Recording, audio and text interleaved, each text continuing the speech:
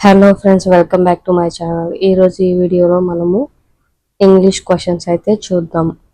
ఇక చూడండి, directions in the following questions some parts of the sentence may have an error. The error, if any, will be in one part of the sentence has an error and select the appropriate option.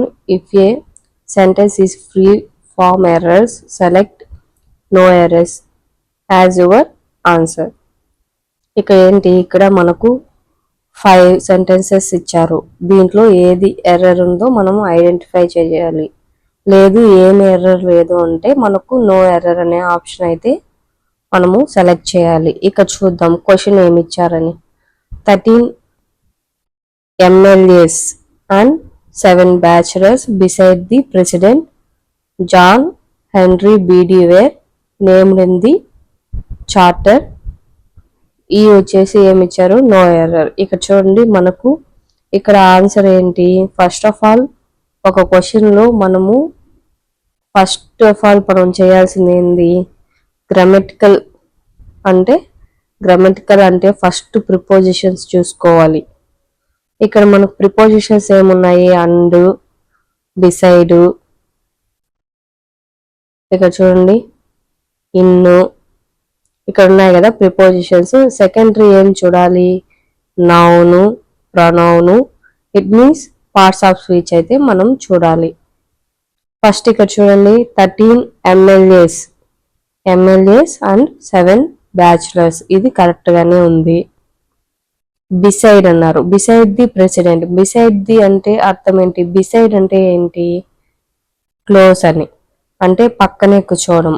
ఇప్పుడు మీ పక్కనే ఉన్న క్లోజ్గా కూర్చుంటే దాన్ని మనం beside అంటాము. ఇప్పుడు చూడండి, ఇక్కడ బిసైడ్ ది ప్రెసిడెంట్ అన్నారు.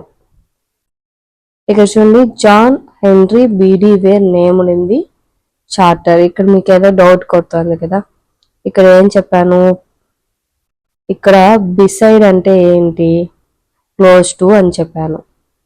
బిసైడ్స్ అంటే ఏంటి, additional.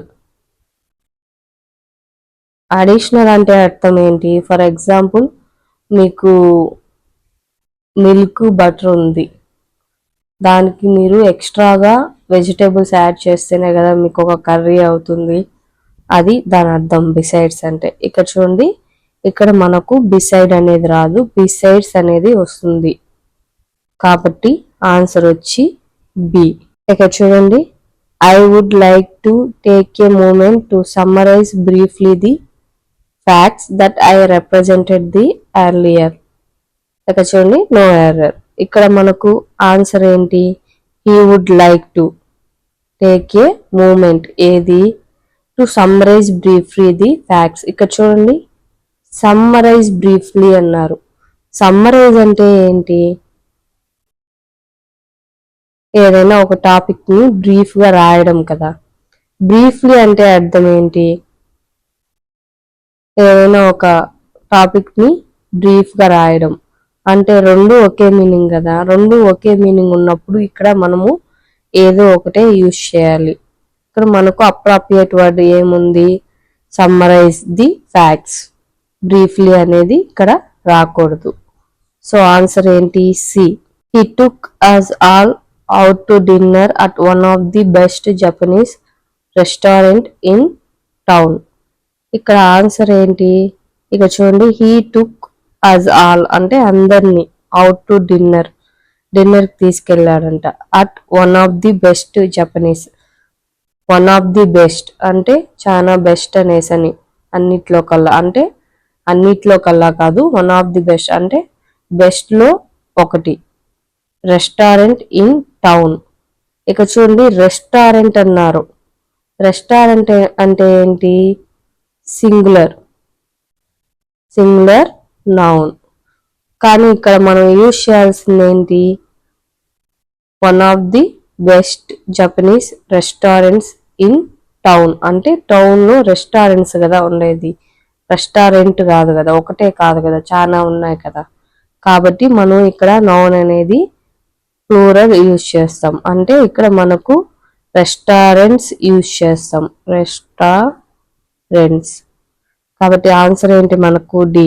If Vikas had known that he would learn so much he will have watched this lesson. First ఇక్కడ మనం చూడాల్సింది ఏంటి, ఎక్కడైనా సరే మీకు సెంటెన్స్ లో ఇఫ్ అని ఇచ్చారు అంటే ఒకటి అబ్జర్వ్ చేయాలి మీరు. ఇఫ్ తర్వాత మీకు హ్యాడ్ ప్లస్ పాస్ట్ పార్టిసిపల్ అంటే అర్థం ఏంటి మీకు తెలుసు కదా. పాస్ట్ పార్టిసిపల్ అంటే ఇక్కడ చూడండి నౌన్ అనేది పాస్ట్ పార్టిసిపల్. ఇక్కడ వచ్చినప్పుడు మనకు ఏం వస్తుంది సెంటెన్స్ లో, ఇక్కడ చూడండి ఖచ్చితంగా ఆక్సిలరీ మోడల్ అనేది మనకు. ఆక్సిలరీ మోడల్ అంటే ఏంటి, వుడ్, కుడ్, షుడ్, ఇవి మనకు ఆక్సిలరీ వర్డ్స్ అవుతుంది. కాబట్టి విల్ బదులు మనకు వుడ్ అనేది కంపల్సరిగా యూజ్ చేయాలి. He would have watched.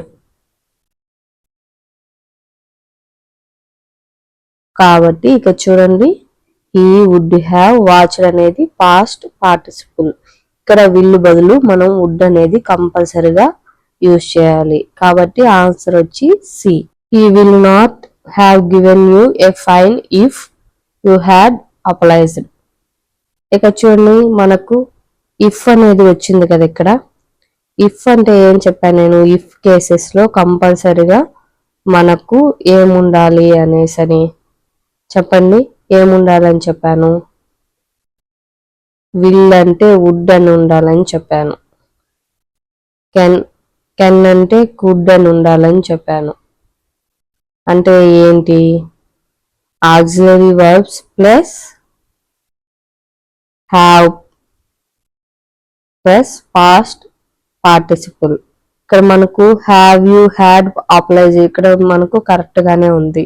ఇక్కడ చూడండి he will not have given, ఇక్కడ విల్ రాకూడదు, వుడ్ అనేది రావాలి. అలానే plus have plus past participle. ఇక చూడండి మనకు ఆన్సర్ ఏంటి A. Thank you friends. Thank you for watching. If you like video please do subscribe.